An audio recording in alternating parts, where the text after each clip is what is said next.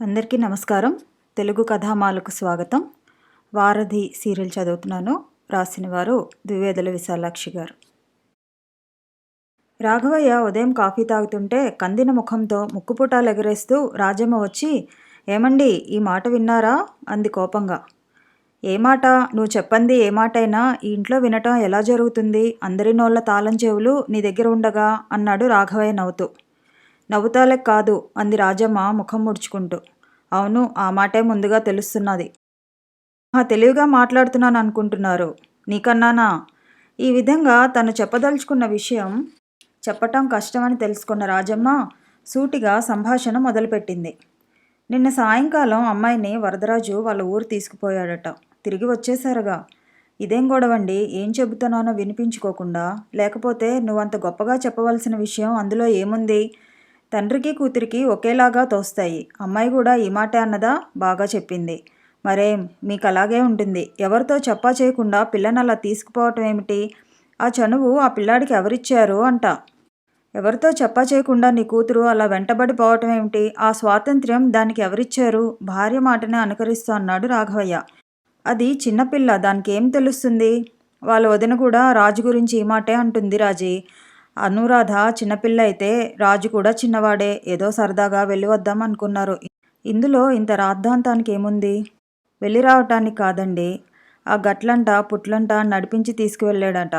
నలుగురు చూస్తే ఏమనుకుంటారు? రాజమ్మగారు అమ్మాయి నిగర్వ చూడమని అనుకుంటారు. ఆ పిల్లాడికి కాస్త బుద్ధి చెప్పటం ఏమైనా ఉందా లేదా? ఎవరికమ్మా బుద్ధి చెప్పటం అంటూ వచ్చింది అనురాధ. నీకేనమ్మా? నాకా? ఎందుకు? ఏం తప్పు చేశాను? ఇంకా మెల్లిగా అడుగుతున్నావా? కారు లేకుండా నడిచి ఆ ఊరు వెళ్ళటం నీ తల్లిదండ్రులకి ఎంత తలవంపో. వారి పరువు మర్యాదలు ఆ ఏట్లో ఎలా కలిసిపోయాయో కొంచెమైనా ఆలోచించావా? లేనిపోని కోపాన్ని నటిస్తూ అన్నాడు రాఘవయ్య. తండ్రి నటనని అనురాధ పోల్చుకుంది. ఓ నాన్న, అన్నింటికీ పరిహాసాలే అంది రాధ బొంగమూతితో. అది కాదమ్మా అను. ఇంటి దగ్గర అమ్మతో చెప్పకుండా అలా వెళ్ళిపోవచ్చునా? నీకోసం అమ్మ ఎంత కంగారు పడిందో తెలుసా? మొదట వెళ్ళాలనుకోలేదు నాన్న. ఏటి ఒడ్డున కూర్చుని అలా మాట్లాడుకుంటుంటే రాజు తన ఊరు గురించి చెప్పసాగాడు. చూడాలనిపించింది. చీకటి పడకుండానే తిరిగి రావాలనుకున్నాము. కానీ రాజు వదినగారు ఫలహారం చేయందే కదలనీయలేదు. ఆవిడ ఎంత మంచివారనుకున్నావు నాన్న. వాళ్ళ అమ్మాయి పూర్ణం ఎంతో ముద్దుగా ఉంది. విడిచి రాబుద్ధి కాలేదనుకో. విడిచి రాలేకపోతే అక్కడే ఉండలేకపోయావా? అక్కసుగా అంది రాజమ్మ. రాజు వదినగారు ఆ మాటే అన్నారమ్మా. ఈ చీకట్లో ఏం పోతారు? ఈ రాత్రికి ఉండిపోండి, తెల్లవారు వెళ్ళవచ్చు అన్నారు. ఆ నులక మంచాలు, చిరుగుల జంబుకానాల మీద నా పిల్లాన్ని నిద్రపుచ్చాలనే సొగతంలా అనుకుంది రాజమ్మ. లేదు, మా అమ్మతో చెప్పి రాలేదు. ఇంకొకసారి వస్తానన్నాను. వెంటనే భర్తను పంపి ఎక్కడి నుంచో బండి తెప్పించి మరీ వెళ్ళనిచ్చింది ఆవిడ. రాజు అన్నయ్య వదిన ఎంత మంచివారనుకున్నావు? ఆ మాటే మీనాక్షితో అంది రాధ. రాజు సెలవులు ఎప్పుడిస్తారా అని ఎదురుచూసి ఊరికి పరుగు తీస్తుంటే ఏమో అనుకున్నాను. నాకు మీలాంటి వదినగారు ఉంటే అందమైన ఆ మేడని, సుందరమైన ఆ పూలతోటని, ఎక్కడికి పోవాలనుకున్నా కాలు కింద మోపనవసరం లేకుండా క్షణాల మీద తీసుకుని పోయే ఆ కార్లని, తేనె వంటి ఆ జీవితాన్ని వదిలిపెట్టి వచ్చేసేదానినే. నవ్వుతూ అనురాధ మాట పూర్తి చేసింది మీనాక్షి. వరదరాజు రాఘవయ్య గారింటికి బస మార్చిన మొదటి సంవత్సరం అంతగా చెప్పుకోదగిన విశేషాలు లేకుండానే గడిచిపోయింది. వారానికి 2-3 సార్లు రాజమ్మ తన ఇంట్లో భోజనం చేయమనేది. తీరికగా ఉన్నప్పుడు రాఘవయ్య ఏదో పిచ్చాపాటి మాట్లాడుతుండేవాడు. అనురాధ తనకి రాని పాఠాలేమైనా ఉంటే రాజు గదికి పోయి తెలుసుకువచ్చేది. కారు కాలేజీ టైంకి అటువైపు పోతుంటే డ్రైవర్ తెలియజేసేవాడు. ఈ విధంగా నడిచిపోయింది ఆ సంవత్సరం. రాజు 2వ సంవత్సరంలో ప్రవేశించేసరికి అనురాధ స్కూల్ ఫైనల్ పూర్తి చేసుకుని పీయూసీలో చేరటంతో వారి స్నేహం మరి కాస్త వృద్ధి చెందింది. కాలేజీకి పోయి కలిసి వచ్చేవారు. ఒకరి క్లాసులు ముందుగా పూర్తయినా రెండో వారి కోసం వేచి ఉండేవారు. అందమైన ఆడపిల్ల వెంట ముచ్చటైన కారులోంచి దిగుతున్న ఆ అబ్బాయి కాలేజీలో చాలామంది దృష్టిని సులువుగానే ఆకట్టుకున్నాడు. ఒకరిద్దరు మాటలు కల్పించుకుని ఎవరి అమ్మాయి అంటూ ప్రశ్నించారు. మా ఇంటివారి అమ్మాయి అని జవాబు చెప్పాడు రాజు. లక్కీ ఛాన్స్ అంటూ భుజం తట్టారు ఆ అడిగిన వాళ్ళు. రాజు అనురాధల మధ్య పరిఢవిల్లుతున్న స్నేహాన్ని అణిచివేసేందుకు ఇంట్లో వారు ఎటువంటి ప్రయత్నం చేయకపోవటం చేత ప్రకృతి సహజమైన స్త్రీ పురుష ఆకర్షణ దగ్గరికి తీగా ఇంటా బయట జంటగా తిరుగుతుండేవారు. వారి మధ్య అడ్డుగోడలా నిలిచి ఉన్న ఐశ్వర్య శిఖరాల ఎత్తును అంచనా వేయలేని వారు ముచ్చటైన జంట అని కళ్ళు తిప్పుకోకుండా చూసేవారు. అక్టోబర్ నెల వర్షాకాలపు వడి తగ్గినా ఇంకా ఏరు నిండుగానే పారుతున్నది. రాజుతో స్నేహం బలపడిన తర్వాత అనురాధకు కూడా ఆ ఏరు పట్ల ఏదో ఆత్మీయతా భావం కలిగింది. రోజు సాయంకాల సమయంలో ఏటిగట్టున ఇసుకలో కాసేపు కూర్చుని రాజుతో కబుర్లు చెప్పుకోవటం ఆమె దినచర్యలో భాగంగా తయారైంది. అలవాటు ప్రకారం ఆ రోజు ఏటిగట్టుకి బయలుదేరుతుంటే పోస్ట్ మ్యాన్ రాజు చేతిలో ఒక కవరు పెట్టాడు. దస్తూరిని బట్టి వదిన వ్రాసిందని తెలుసుకున్నాడు. ఏటిగట్టుకి చేరే వరకు వరదరాజు ఆ ఉత్తరాన్ని పైకి తీయలేదు. తాము దిగిన తర్వాత కారుని వెనక్కి పంపివేసింది అనురాధ. ఒక గంట పోయాక తీసుకురా, అంతవరకు ఇక్కడే ఉంటాము అంది. ఉత్తరం చదవటం ముగించి జేబులో పెట్టుకుంటూ, రేపు మా పూర్ణని బడిలో వేస్తారుట అన్నాడు రాజు. మీ పూర్ణంటే? మా అన్నయ్య కూతురు. నా దగ్గర దానికి చాలా చనువు, చిలకలా అన్ని కబుర్లు చెప్తుంది. కానీ దాని ఆరోగ్యమే అంతంత మాత్రంగా ఉంటున్నది. 4 రోజులకి ఏదో ఒకటి వస్తూనే ఉంటుంది. నిజానికి పూర్ణని నిరుడే బడిలో చేర్చాలనుకున్నాము. అనారోగ్య కారణంగానే ఇంతవరకు ఆ పని సాగలేదు అన్నాడు రాజు. అలాగా పాపం అంటూ తన సానుభూతి వెల్లడించింది రాధ. క్షణకాలం ఏదో ఆలోచించి, కారు వెళ్ళిపోయిందా అన్నాడు రాజు. ఏం కావాలి? దిష్టిబొమ్మల మన ఎదురుకుండా ఎందుకని వెనక్కి తీసుకుపోమన్నాను.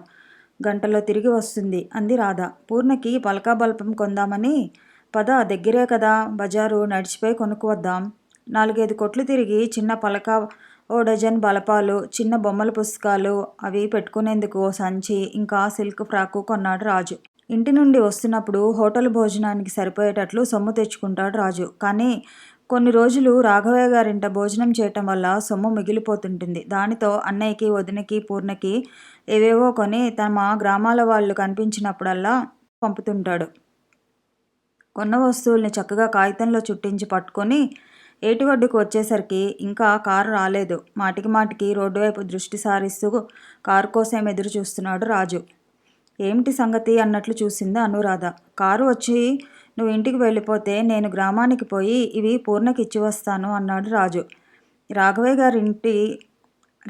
గారి ఇంట్లో గదిలో చేరిన మొదటి రోజుల్లో అనురాధను కూడా మీరు అంటూ మన్నించేవాడు రాజు. ఒక రోజున అనురాధ తనే తెగేసి చెప్పేసింది. చూడు రాజు, నాకు నా 7 పిల్లల్ని మీరు అండి అంటూ మన్నించడం బాగుండదు. నువ్వు మన్నిస్తుంటే నేను తప్పనిసరిగా మీరు అనవలసి వస్తున్నది.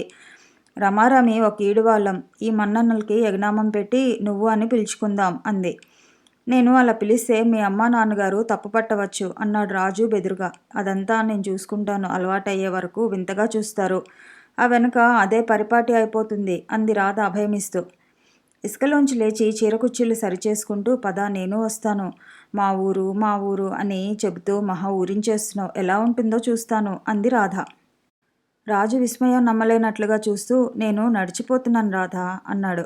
అక్కడికి నేను నడవలేనట్లు వెటకారంగా అంది రాధ.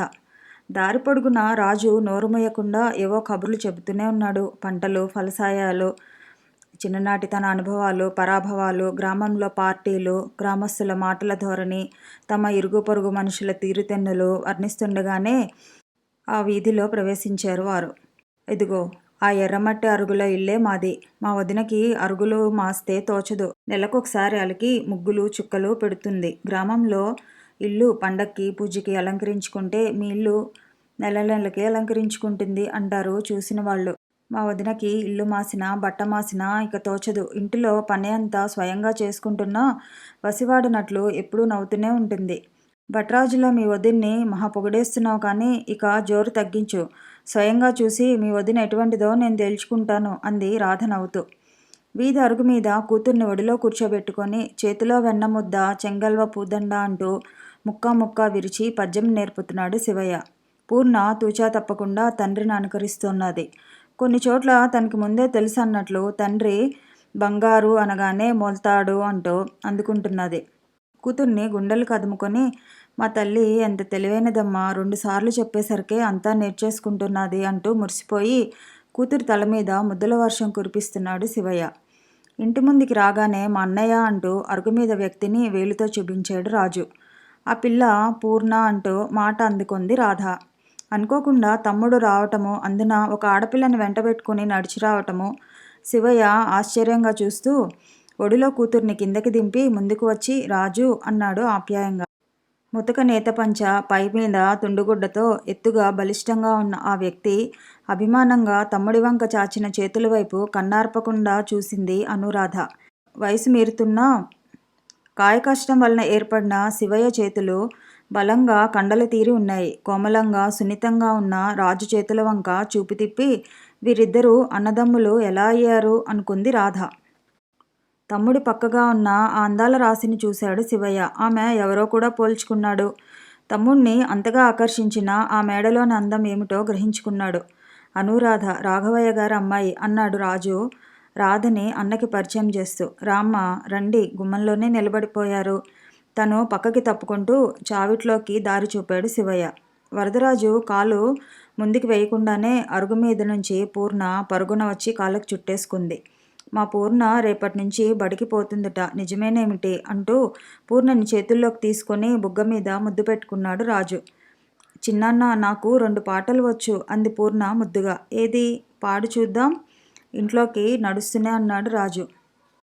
తుండము ఏకదంతము తోరపు బొజ్జయు ముక్కకి ముక్కకి 10 బెక్కులు బెక్కుతూ చదువుతున్నది పూర్ణ. అంతలో రాజు పక్కగా నడుస్తున్న అమ్మాయి తన పాట వింటున్నదని గ్రహించి 2 చేతులతో ముఖాన్ని కప్పుకొని ఇంకా నేను పాడను అంది సిగ్గుగా. ఆ మాట అన్న తీరు, సిగ్గుతో ఎర్రబడిన ఆ బుగ్గలు చూసి నాకు ఇటువంటి చెల్లెలు ఒకటి ఉంటే ఎంతో బాగుండేది అనుకుంది రాధ. పర్వాలేదు మనవాళ్లే పాడు అన్నాడు రాజు. కానీ పూర్ణ సిగ్గు తగ్గలేదు. ఊహు అంది తండ్రి వెనుకగా దాక్కుంటూ. పెరట్లో ఆవుపాలు పితుకుతున్న మీనాక్షి చావిట్లో మనుషుల అలికిడి మాటలు సందడి విని ఎవరా అనుకుంది. అంతలో శివయ్య పిలుపు వినిపించింది. ఇదిగో మీనాక్షి మన ఇంటికి ఎవరు వచ్చారో చూడు అన్నాడు ఉత్సాహంగా. వస్తున్నా అంటూ నిండా 2 నిమిషాలు గడవకముందే చేతిలో పని పూర్తి చేసుకుని వచ్చింది మీనాక్షి. వరదరాజు పక్క ఆ పిల్లని చూడగానే ఈ పిల్లే అనురాధ అని పోల్చుకుంది. ఆ పిల్ల గురించి మరిది చెప్పిన మాటల్లో అతిశయోక్తి లేదనుకుంది. ఒకరోజు శివయ్య వెలుబుచ్చిన అనుమానం గుర్తుకు వచ్చింది. ఈ పిల్ల వరదుడి భార్య అయితే అంతకు మించిన అదృష్టం ఇంకేం కావాలి? సంతృప్తిగా ఆమె కళ్ళు మెరిశాయి. అంతకాలంగా రాజు చెప్తున్న మాటల్ని బట్టి రాజు వదిన ఎట్లా ఉంటుందని అనురాధ ఊహించుకుందో ఆ ఊహాచిత్రమే ప్రాణం పోసుకుని వచ్చినట్లుంది మీనాక్షి. వరదరాజు తన మాటతో వారి చూపుల తోరణాన్ని తుంచివేశాడు. ఈమె అంటూ అనురాధని పరిచయం చేయబోతుండగానే నాకు తెలుసు వరదం అనురాధ అంది మీనాక్షి. మీ వదినకి నా పేరు ఎలా తెలుసు? రాధ చురుకుగా ప్రశ్నించింది. ఆమె నా వదిన అని నీకెలా తెలుసు? రాజు ఎదురు ప్రశ్న వేశాడు. ఇదా నువ్వు చేస్తున్న పని, తెలిసిందిలే నీ సంగతి అన్నట్లు చూపుడు వేళ్లతో బెదిరిస్తూ అంది అనురాధ. ఇందులో తప్పే ఉంది? నాకు ఇష్టమైన వాళ్ళని గురించి నా ఆత్మీయులు అనుకున్న వాళ్లతో చెబుతాను అన్నాడు రాజు అమాయకంగా ముఖం పెట్టి. గోడకి ఎత్తిపెట్టి ఉన్న నవారు మంచాన్ని వాల్చి కూర్చోమ్మా అంది మీనాక్షి. అనురాధ మంచం మీద కూర్చుని ఆ ఇంటి పరిసరాల్ని వింతగా చూస్తున్నది. అది గమనించిన మీనాక్షి మీ మేడల్లా ఉంటాయటమ్మా మా ఇల్లు అంది. అది కాదండి, తాటికమ్మలు రెల్లుగడ్డితో కట్టిన ఇల్లు చూశాను గాని ఈ ఇంటికి కూడా పైన రెల్లుగడ్డి ఉంది. ఈ ఇంటి లోపల వైపు అగ్ని ప్రమాదాలు వచ్చినా కాలిపోకుండా ఉండేందుకు మన్ను మెత్తారు. ఇటువంటి ఇళ్ళని మిద్దెళ్ళు అంటారు. ఇంటి పైకప్పుకి కొంచెం కిందుగా వెదురు బద్దలతో దడిలా కట్టి దానికి ఇటు అటు మన్ను మెత్తుతారు. ఈ విధంగా చేస్తే ఇంట్లో సామానంతా బూడిదైపోయే ప్రమాదం ఉండదు అంది మీనాక్షి వివరిస్తూ. ఇంకా ఈ ఇంటిలో తను చూడని కొత్త వస్తువులు ఏమున్నాయా అన్నట్లుగా అటు ఇటు చూసింది అనురాధ. ఆమె కుతూహలాన్ని అర్థం చేసుకున్న మీనాక్షి ఆ పిల్లని వెంట తిప్పుకొని ఇంట్లోని వస్తువులు ఒక్కొక్కటిగా చూపించింది. పక్క వరండాలో ఉన్న ధాన్యపు నదల్ని, వంట ఇంట్లోని మట్టి జంట పొయ్యల్ని, నూతిపై కొత్తగా అమర్చిన కర్రగెలకను, పశువుల కొట్టంలో పేడ మన్ను అలికిన కుడితి బాణలను ఒక్కటి కూడా విడవకుండా అన్నింటినీ పరిశీలనగా చూసి వాటి వివరాలు అడిగి తెలుసుకుంది అనురాధ. గిలక మీద బాల్చీడి నీళ్లు తోడి సరదాగానే ఉంది కానీ చెయ్యి ఆ తాడుకి తగిలి రగడిపోతుంది అంది. అలవాటైన వారికి ఒక బాల్చీడి నీళ్లు తోడేసరికి నీ చేతుల్లో ఎర్రబడిపోవు. నా చేతులు చూడు, ఏటి నీళ్లు తెచ్చి నూతి నీళ్లు తోడి ఎలా బండబారిపోయాయో. రాధ ఆమె మూటబారిన అరచేతుల్ని చూడలేదు. చేతులకున్న నల్లరంగు మట్టి గాజుల్ని చూస్తున్నది. ఆమెకి మిగిలి ఉన్న ఆ ఒక్క బంగారు గాజుల జత వరదరాజు BSc 2వ సంవత్సరం కాలేజీ ఫీజు కట్టిందికి కుదవపెట్టి ఆ సొమ్ము మరిది చేతిలో పెట్టింది. మా పంటలు తిన్నగా పండితే మాకే బాధ లేదు రాధా. 2 సంవత్సరాలే ఫలసాయం అందుకోగలమన్న తరుణంలో 2 సంవత్సరాలే ఫలసాయం అందుకోనున్న తరుణంలో పంటలకి తెగుళ్ళు పట్టి దిగుబడి సగానికి సగం తగ్గిపోయింది. సర్కారు పన్నుపోటు, పనివాళ్ళకి, పొలికాపులకి జీతాలు పోను మిగిలిన పంట కటాతికట్నంగా ఏడాది పొడుగు తినేందుకు సరిపోతుంది. లేకపోతే వదిన చేతిగాజులు తీయవలసిన అవసరం కలిగేది కాదు. నేను ఉద్యోగంలో చేరగానే మొదటి నెల జీతంతో వదిన గాజులు విడిపించాలి. అప్పటికి గాని నా చదువు ఉపయోగపడిందన్న తృప్తి నాకు కలగదు అన్నాడు రాజు. ఫస్ట్ మార్కులతో పరీక్షలు పాస్ అవుతున్నావు, నీకేమయ్యా అంటూ రాధ మెచ్చుకుంటుంటే, నాకు కావాల్సింది ఫస్ట్ మార్కులు కాదు రాధా, చదువు ముగిసిన వెంటనే మంచి ఉద్యోగం. అది లభ్యమైన నాడే ఈ మార్కులకి నిజంగా విలువ ఉన్నదని నేను నమ్ముతాను అన్నాడు. అదేమిటి రాజు, ఆ పిల్లని చెప్పా చేయకుండా ఇలా ఇంటికి తీసుకొచ్చావు? పెద్దింటి పిల్ల, కాస్త పలహారమైనా పెట్టాలంటే ఇంట్లో ఏమి ఉందో ఏమీ లేదో అన్నాడు శివయ్య ఆందోళనగా. మొదట నేను రావాలనుకోలేదన్నయ్య. రేపు పూర్ణని బడిలో వేస్తున్నానంటూ వదిన రాసిన ఉత్తరం అందింది. పలకా బల్పం కొని తెచ్చి దానికిచ్చి ఆశీర్వదించి పోవాలనుకున్నాను. తను వస్తానని తయారైంది. పైగా ఈ నడక అది ఏనాడు అలవాట్లేదేమో. ఎత్తుకు తీసుకువచ్చినట్లు కబుర్లు చెబుతున్నావు, నా బరువు నువ్వేం మోసావు అంది అనురాధ చావిట్లోకి తిరిగి వస్తున్నప్పుడు మొయ్యలేదు, చీకటి పడితే వెళ్ళేటప్పుడు మొయ్యవలసి వస్తుంది, ఇంక బయలుదేరదామా అన్నాడు రాజు. అదేమిటి వరదం, ఇంటికొచ్చిన పిల్లని అలా కరిచిన పళ్ళతోనే అంపకం పెడతానా? కాసేదైనా తిని పాలు తాగి మరిపోదురు గాని. ఈరోజు శనివారం అని మినపరొట్టెకి పిండి తడిపి ఉంచాను, 10 నిమిషాల్లో కాలిపోతుంది. అంతవరకు అనురాధకి మన కూర పెరడు చూపించి తీసుకురా అంది మీనాక్షి. కూర పెరళ్ళు పొలాలు వస్తున్నప్పుడు చాలా చూశాను. మీరు మినపరొట్టె ఎలా కాలుస్తారో చూస్తాను అంటూ ఆమె వెనుక వంట ఇంట్లోకి దారి తీసింది అనురాధ. ఆ పిల్ల మాటల ధోరణి అరమరికి లేకుండా ఇంట్లో తిరుగుతున్న తీరు గమనించి ఆశ్చర్యపోయాడు శివయ్య. అంతే అన్నయ్య, పట్నంలో పుట్టి అక్కడే పెరిగిన పిల్లలకు, ముఖ్యంగా రాఘవయ్య గారి ఇంటి వంటి ఇళ్లలో పెరిగిన పిల్లలకు ఇటువంటివి చూసే అవసరం ఉండదు. అన్నం ఉడికేందుకు ఎన్ని నీళ్లు పోయాలో కూడా అనురాధకు తెలియదు. అందుకే అన్ని వింతగా చూస్తున్నది అన్నాడు రాజు. ఆ 3 ఏళ్లలోనే పట్నవాసుల అలవాట్లు ఆలోచనలు కాచి వడబోసినట్లు మాట్లాడుతూ. ఎర్రగా కాలిన మూకుళ్ళో చుయ్యమని పిండి పోసి పైన నిప్పులు కప్పి పావుగంట లోపునే దోరగా కాలిన గుండ్రని మినపరొట్టె పళ్ళెంలో వేస్తుంటే ఆశ్చర్యంగా చూసింది అనురాధ. నేను ఎన్నటికీ ఇలా ఈ రొట్టెను కాల్చలేను అంది పైన నిప్పులు సడలకుండా రొట్టె కాలిందో లేదో అని గరిటకాడ గుచ్చి చూస్తున్న మీనాక్షితో. ఇటువంటి పనులు చేయలేకపోతేనేం రాధా, నువ్వు ఇంకో రకమైన పనులు చేయగలవు. నేను నీలా వీణ వాయించగలనా, కమ్మగా పాడగలనా అంది మీనాక్షి. మా ఇంటి గురించి రాజు అంతా మీతో చెప్తున్నాడనమాట, ముఖ్యంగా నీ గురించే. మాట మధ్యలో ఆపి చురుగ్గా అనురాధ కళ్ళలోకి చూసింది మీనాక్షి. ఆ పిల్ల కళ్ళలో ఓ తలకు తొంగి చూసి తొలగిపోయింది. మినపరొట్టె ఫలహారం చేసి కమ్మని ఆవపాలు తాగి వారు బయలుదేరబోయేసరికి బాగా చీకటి పడింది. ఈ రాత్రికి ఉండిపోండి, రేపు వెళ్ళవచ్చు అంది మీనాక్షి. మీ దగ్గర ఉండేందుకు నాకేం అభ్యంతరం లేదు, కానీ అమ్మతో చెప్పి రాలేదు, కంగారు పడుతుంది అంది రాధ. శివయ్య పైమీది గుడ్డ సర్దుకుంటూ వడిగా వెళ్ళి అప్పన్నగారితో అవసరం చెప్పి బండి తీసుకువచ్చాడు. ఏటి రాజుబాబు, రాక వచ్చావు, రేపు పూర్ణమని బడిలో వేస్తారట, ఉండకుండా వెళ్ళిపోతున్నావా అన్నాడు రాములు. లేదు, వెళ్ళిపోవాలి రాముడు, ఈ అమ్మాయి కూడా తోడు ఉన్నది అన్నాడు రాజు. కావాలంటే ఆ అమ్మాయి గారిని ఇంటికాడ భద్రంగా నేను దింపి వస్తాను, నువ్వు రేపుండి ఎళ్ళు రాముడు సలహా ఇచ్చాడు. వరదరాజు వదిన వైపు చూశాడు. వెంటబెట్టుకు ఇంటికి తీసుకొచ్చిన వాడివి ఆడపిల్లను ఒంటరిగా పంపుతావా, నువ్వు కూడా వెళ్ళు అంది మీనాక్షి. నాకేం భయం లేదు, ఉండాలనుకుంటే నువ్వు ఉండిపో రాజు అంది అనురాధ. లేదు, నేను వస్తున్నాను పదా అన్నాడు రాజు. తను తెచ్చిన వస్తువుల్ని పూర్ణ చేతిలో పెట్టి, పూర్ణ బాగా చదువుకుని వేగం పెద్దదానివైపోతే నువ్వు కూడా పట్నం వచ్చేయవచ్చు, అప్పుడు హాయిగా మనం కలిసి చదువుకుందాం అన్నాడు రాజు.